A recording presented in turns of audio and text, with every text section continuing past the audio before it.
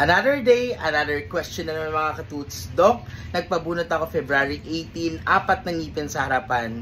Pero yung isa, di ko alam kung nabunot or may naiwan kasi may nasasalat ako na matigas dun sa binunutan.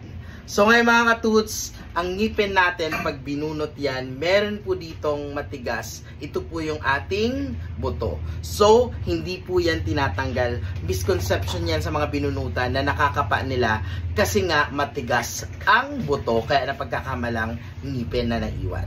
So ngayon, just to verify or clarify at mawala yung doubt nyo, ganito lang yan. Bumalik kayo sa dentista nyo, magpa-x-ray po kayo. It's either periapical or panoramic x-ray.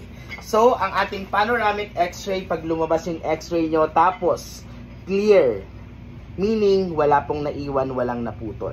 Pero kung yung x-ray, meron pong ganito, ngipin po yan, so meaning may naputol. Once na mahaba pang naputol, kailangan nyo ipabunot kasi mamamaga pa rin yan or magkakaroon ng infection. Pero kung maliit na lang, hayaan na kasi kusa yan umaangat. So I hope nakatulong tong video. Thank you and don't forget to smile!